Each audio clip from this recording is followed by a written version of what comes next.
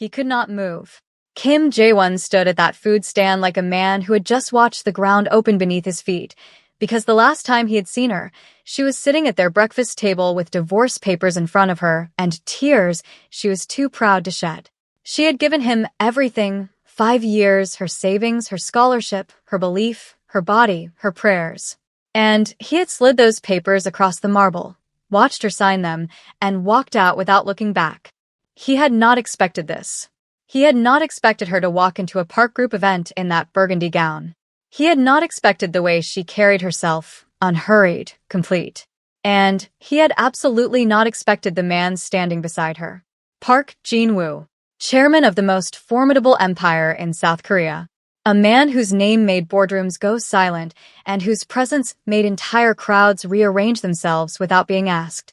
Standing beside Adeola, his hand resting at the small of her back. Jaewon's mouth went dry. He watched her face remain completely unmoved. And then he felt it, the shift in the air. Park Jin-woo piercing gaze. I don't believe we've been introduced, though I understand you knew my wife. The words landed like a sentence being read in court. My wife. Kim Jae-won, the man who had decided Adeola was finished, stood completely still as the full weight of what he was looking at collapsed onto him all at once.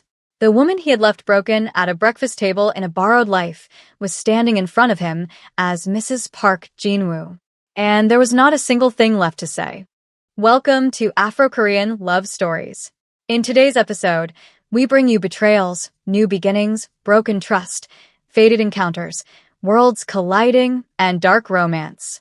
If you're just joining us for the first time, hit that like button, subscribe, and turn on your notification bell so you don't miss out on new story drops. Let me know in the comments which city you're watching from. I want to see how far these amazing stories have traveled. Now hold on to your seats as we take a deep dive into this amazing story. Her name was Adeola Adeyemi, and she arrived in Seoul at 24, wide-eyed, certain, and completely unprepared for what the journey actually costs. She was stunning in a way that made people look twice and then look away quickly, embarrassed by their own staring. Deep brown skin that caught light the way velvet does. Eyes that were always slightly amused. She carried herself with the kind of quiet confidence that takes years to build. Except back then, she didn't know she had it. Back then, she still believed it could be taken from her. And it was. His name was Kim Jae-won, and he was everything a young woman far from home could mistake for destiny. Tall, soft-spoken, with a smile that arrived slowly, the kind of smile that felt earned. He pursued her the way men pursue women they have already decided they will have. Intentionally, patiently, completely. She was 3 months into her scholarship program when he told her she was the most extraordinary woman he had ever seen. 6 months in, she believed him. By the end of the first year, she had chosen him over everything else, including the future she had crossed an ocean to build. She dropped the scholarship. She told herself it wasn't the right time, that she could always go back, that love was also a kind of education. She got 2 of those 3 things wrong. She worked. God, how she worked. 3 jobs at the peak of it.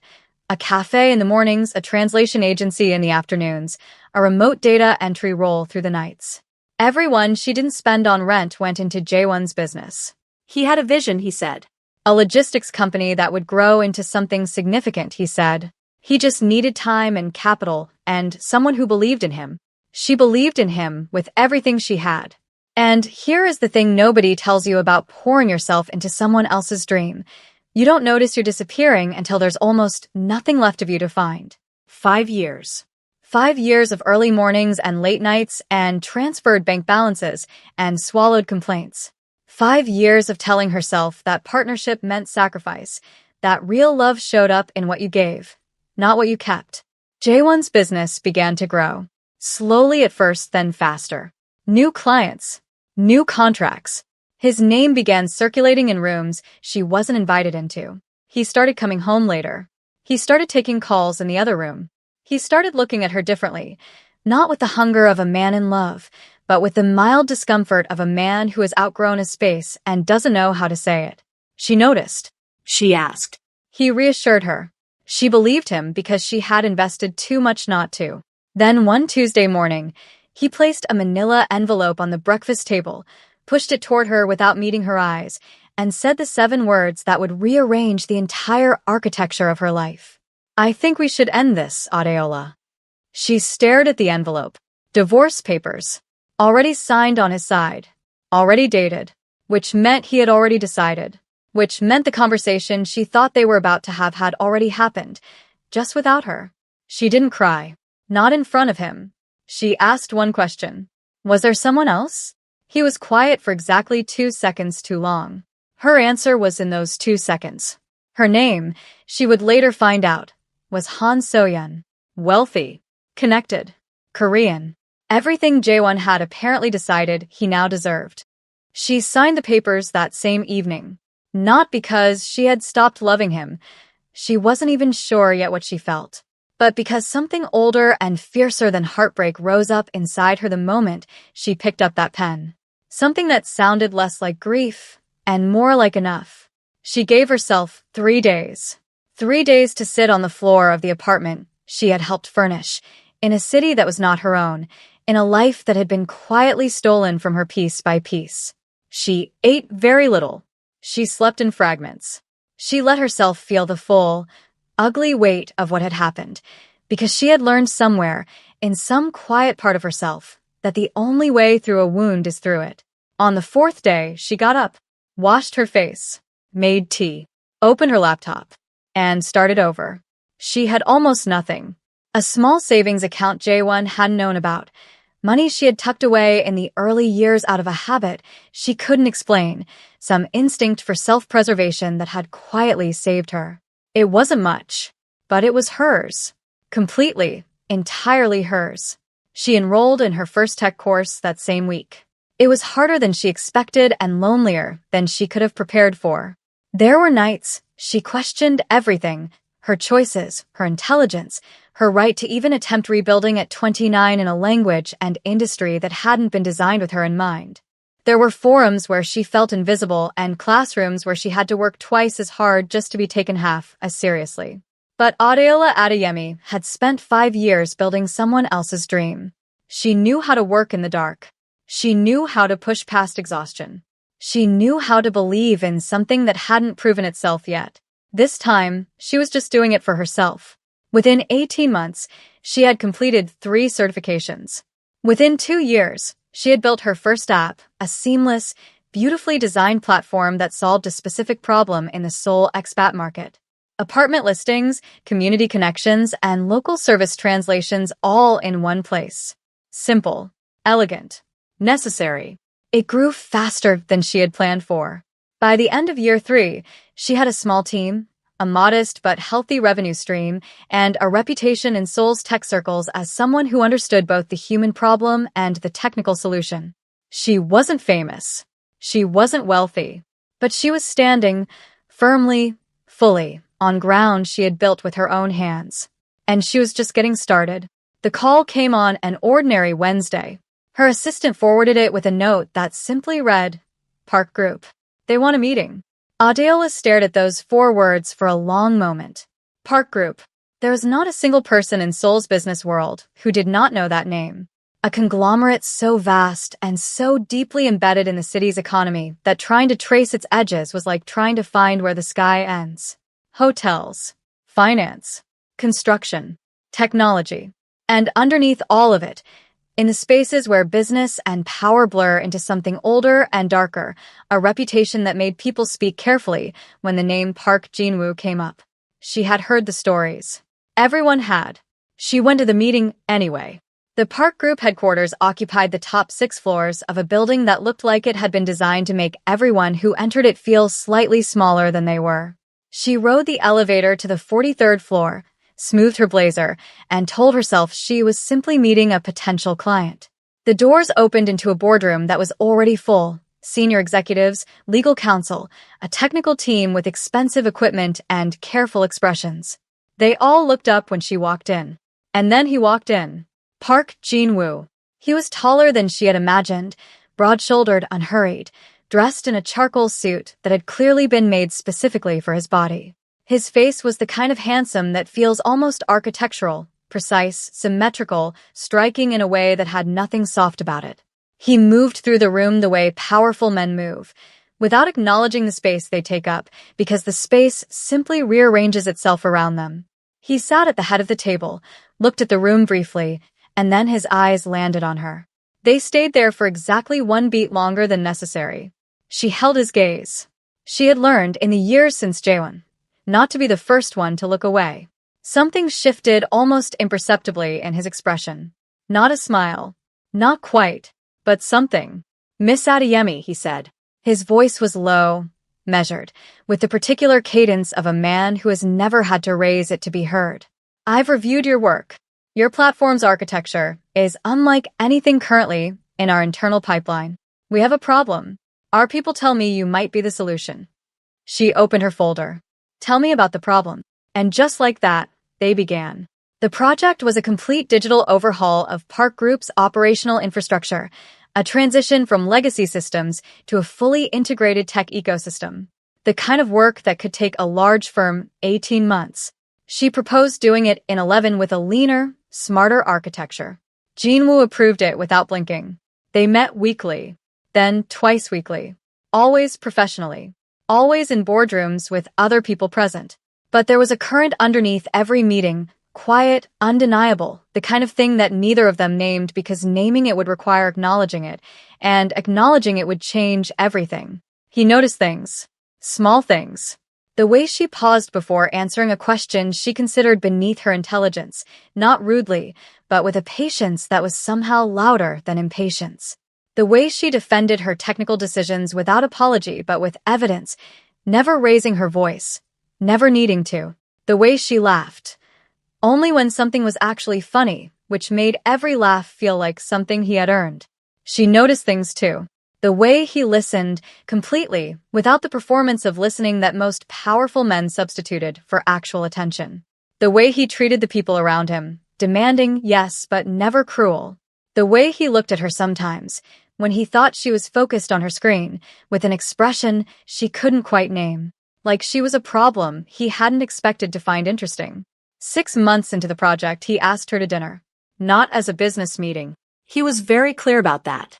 "Dinner," he said, standing at the floor-to-ceiling window of his office, Seoul glittering 43 floors below them. Not a briefing. Not a debrief. Dinner. She was quiet for a moment. "Chairman Park." "Jinwoo," he said, still not looking at her. "When it's just us, it's Jinwoo." She looked at his profile against the city lights. At the careful stillness of a man who was not used to asking for things, because he had never needed to. "Dinner," she said finally. "All right." He turned then. And that thing that wasn't quite a smile, it was closer this time. The restaurant he chose had no menu. That was the first thing she noticed. No menu, no other visible guests, no music except something low and instrumental that seemed to exist specifically for the room they were sitting in. Just 2 place settings on a table by a window that framed Seoul like a painting someone had spent a lifetime perfecting. She raised an eyebrow when she sat down. "No menu." "I called ahead," he said simply. "And if I had allergies?" "You don't," he replied without arrogance. "Just fact. Sesame allergy ruled out in your onboarding medical. Shellfish, you ordered prawns at the Gangnam briefing in March. Dairy. You memorized my eating habits." She cut him off. "So now you're stalking me." He looked at her steadily. "I pay attention to things that matter to me." The silence that followed was deafening. She looked down at her glass. Something warm was moving through her chest, something she hadn't felt in a long time and wasn't entirely sure she trusted yet. She had been here before, hadn't she? Sitting across from a man who made her feel seen. She knew how that story ended. "Can I ask you something personal?" she said. "You can ask," he replied. "I'll decide whether to answer." She almost smiled. "Fair enough. Do you do this often? The dinner, the attention, She gestured vaguely at the impossible restaurant around them. He was quiet for a moment. Not evasive. Genuinely considering. "No. I don't." "Why me then?" He looked at her briefly, like she was the only thing in the room worth the energy of a full gaze. "Because you're the first person I have met in a very long time who treats my status like furniture. Useful. Noted. Completely unremarkable. She blinked. Then she laughed, real unguarded, the kind of laugh that escapes before you can decide whether to release it. He watched her laugh like he was memorizing it. That might be the strangest compliment I've ever received, she said out loud. It is the most honest one I know how to give. They took it slowly, deliberately, as though they both understood that what was building between them was the kind of thing that collapses if you rush it. He learned her in pieces. That she made her best decisions at midnight. That she kept a journal not to process her feelings, but to argue with herself on paper. That she had a particular intolerance for dishonesty that went bone deep, the kind that comes not from being a principled person in theory, but from being a destroyed one in practice. She never told him about Jae-won directly. But Jinwoo was a man who had built an empire on reading what people didn't say. He saw it, in the way she sometimes flinched at softness, like kindness was a thing she had learned not to trust. In the way she would occasionally grow very still in the middle of a warm moment, as though checking whether it was real. One evening, sitting on the rooftop of his private residence, the city below them and the sky above them doing something spectacular with clouds and fading light, he said quietly, "Someone hurt you badly." It wasn't a question. She kept her eyes on the horizon. Someone let me fund his entire life and then decided I wasn't Korean enough to stay married to. The air changed. She felt him go still beside her. "He's in Seoul?" Jinwoo asked. His voice had dropped half a register. "Somewhere," she replied. "I don't track him." That single sound carried more weight than most sentences. She finally looked at him. His jaw was set. His eyes were on the horizon, but they weren't seeing it. She recognized that expression now. It was the one he wore when he had already made a decision and was simply waiting for the appropriate moment to execute it. "Jinwoo." "Yes." "Leave it. Let it go. It's all in the past." A long pause. Then slowly, the tension in his jaw released just slightly. He looked at her. "As you wish." But she noticed he didn't say yes. 3 months later, he asked her to marry him. Not with fanfare. Not in public. In his kitchen at 7 in the morning, while she was stealing coffee she hadn't been offered yet, wearing his oversized cardigan over her clothes because Seoul in November had opinions. He was leaning against the counter watching her with that expression she had come to understand was his version of completely undone. "Marry me," he said, like it was the most logical thing he had ever said. She turned around slowly, coffee cup halfway to her lips. "I'm sorry. You heard me." "Jinwoo, it's 7 in the morning." "I'm aware. Marry me." She stared at him. At this man, this terrifying, careful, surprisingly tender man who had dismantled every wall she had rebuilt brick by patient brick, who had never once made her feel like a guest in her own life, who had looked at her, really looked, and stayed. "I've been married before," she said quietly. "It didn't." "I know."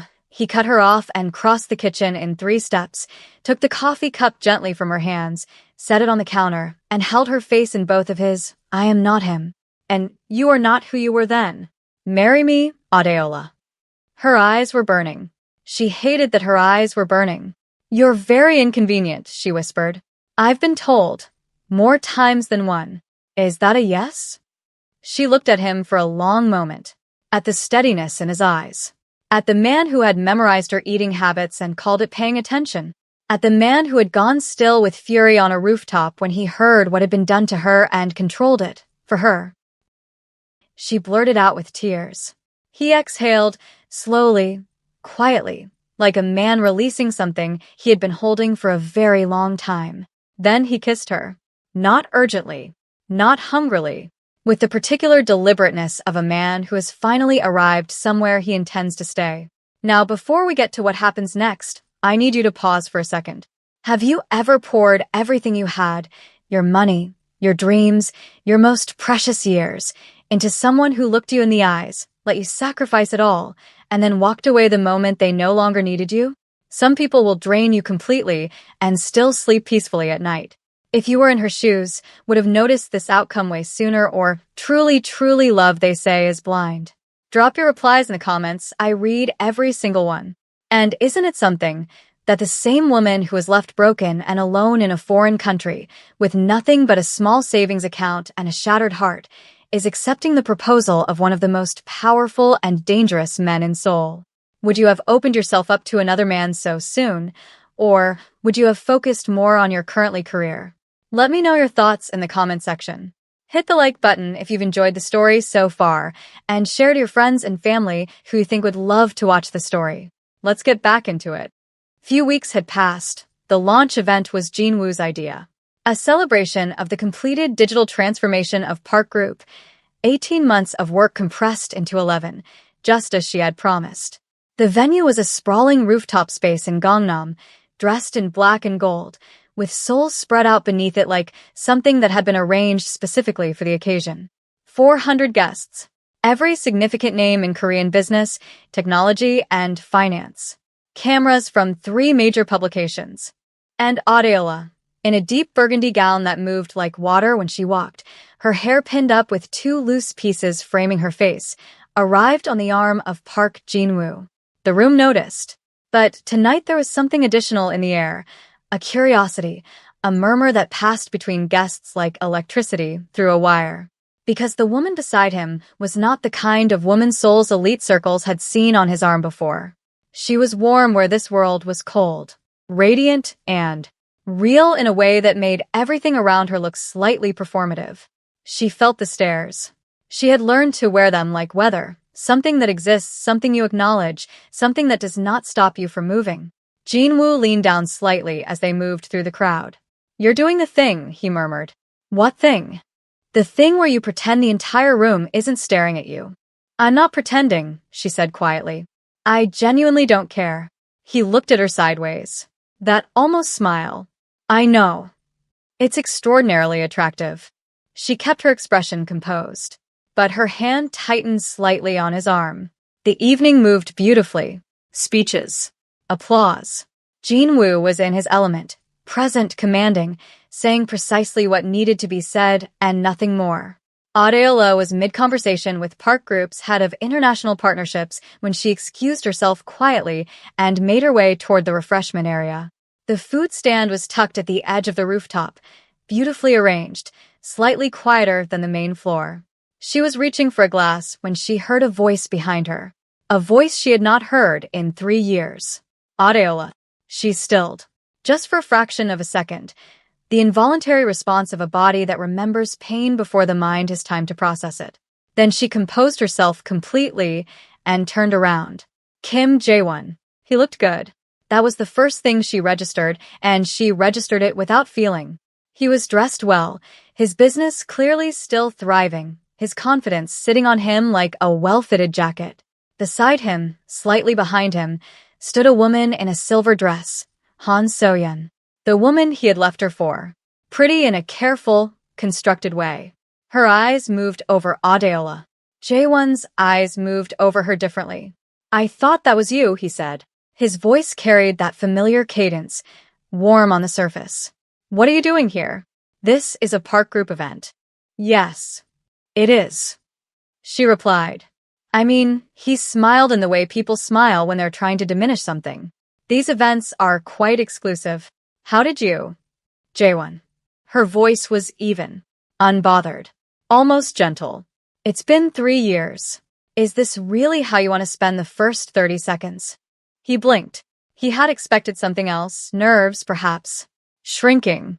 The Adeola he had left would have shrunk. "You look," he started. "I know," she cut him off. His jaw tightened slightly, still as sharp as ever. There it was, the edge underneath the pleasantry. "I heard you started some small app. Good for you. These things take time to really." Kim Jae-won. The voice came from behind Adeola. Low. Quiet.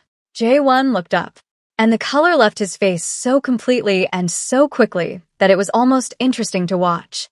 Park Jin-woo stood behind his wife, not touching her, not crowding her, but present. His eyes were on Jae-won with an expression that had no anger in it whatsoever, which somehow made it significantly more terrifying. "I don't believe we've been introduced," Jin-woo said. "Though I understand you know my wife." The words landed like stones dropped into still water. "My wife." Jae-won's mouth opened. Closed. I'm sorry, your wife," Jin-woo repeated. Pleasantly. You were speaking to her just now. I watched from across the room. I noticed your tone.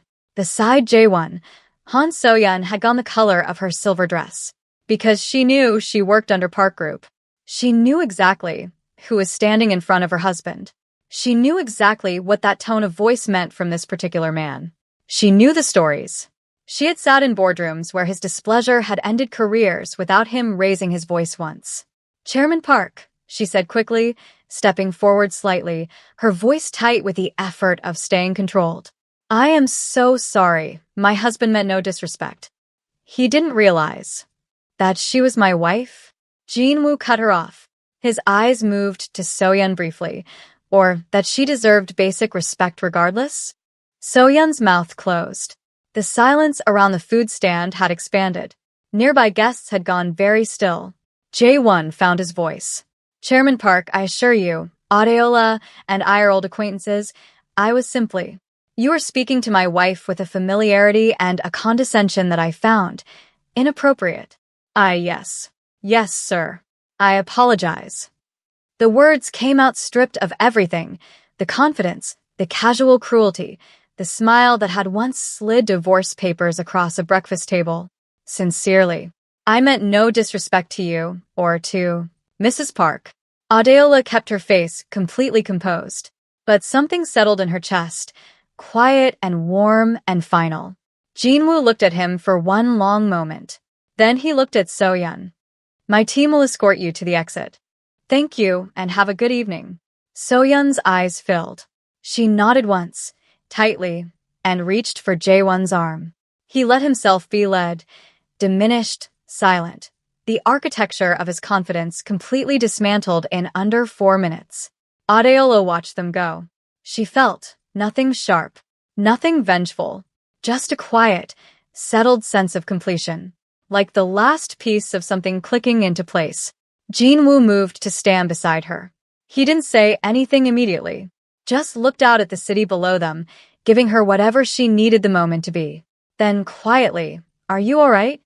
She considered the question honestly. Yes, she said. Actually, yes. He nodded. Then he offered her his arm. Come back inside. They're about to make the toast. She slipped her hand through his arm, and they walked back into the light together. Later that night, when the guests had gone and the city had settled into its quiet hum, they sat together on the rooftop of their residence, the same rooftop where he had first heard about Jaewon, where he had gone still with a fury he had controlled entirely for her. Seoul glittered below them, indifferent and beautiful. She had her legs tucked, a glass of wine held loosely in her fingers, her heels long abandoned somewhere inside. The burgundy gown pooled around her like something ceremonial. Jin-woo was beside her, jacket off, the top button of his shirt undone, the closest she had ever seen him come to completely unwound. They hadn't spoken about it since leaving the event. They didn't need to. That was one of the things she had learned about him. He understood that some moments need silence before they need words. It was she who finally spoke. I used to rehearse it, she said quietly. What I would say if I ever saw him again. I had whole conversations planned. Things I should have said at that breakfast table. Arguments I never got to finish. Jin-woo listened. Just listened. And then, tonight, there he was. And I had nothing to say. She paused. Not because I was afraid, but because there was genuinely nothing left. No anger. No grief. Nothing. That is what healing looks like, Jin-woo said quietly. Not when it stops hurting. When it stops mattering. She looked at him. At this man who had walked into her professional life and dismantled every careful wall she had constructed, not through force, but through patience, through consistency, through showing up the same way every single time until she had no logical reason left not to believe him. Can I tell you something? She said. Always. When I dropped that scholarship, when I chose him over everything I had worked for, I told myself it was love. That love meant sacrifice. That the measure of how much you felt something was how much you were willing to give up for it. She shook her head slowly. I had it completely wrong. How do you see it now? He asked. She was quiet for a moment. Real love doesn't ask you to disappear. It asks you to stay, fully, completely yourself. It expands you. It doesn't hollow you out. Jin-woo reached over and took her hand. Not dramatically. Just took it. Held it. For what it's worth. I am grateful every day that you rebuilt yourself before I found you. Because the woman I found, the one who walked into my boardroom and looked at my status like furniture, she is the only version of you I could have fallen in love with. The one who had already chosen herself. Her eyes burned again. She had really hoped to get through an entire evening without that happening. You are so inconvenient, she whispered. You keep saying that. He lifted her hand and pressed his lips to her knuckles, slowly, deliberately, the way he did everything. She felt it move through her like warmth through a cold room. She looked at him, this terrifying, careful, extraordinary man. This city that had broken her, and then handed her everything. This life that looked nothing like the one she had planned, and everything like the one she had deserved all along. I know, she said. And she meant it. I finally know. He pulled her into his side, and she let herself rest there, completely, without the old instinct to hold something back. Below them, soul kept moving, indifferent and brilliant, full of people building and losing and rebuilding, full of stories that hadn't found their endings yet. Hers had. Or rather, hers was just beginning. Some people will take everything you have, your money, your time, your most irreplaceable years, and leave without looking back. And for a while, it will feel like proof that you were never enough. But Adila's story is a reminder that being left by the wrong person is sometimes the most violent, most necessary redirection of your life. She didn't just survive what J1 did to her. She became someone he could never have handled. Someone that the most powerful man in Seoul couldn't stay composed around.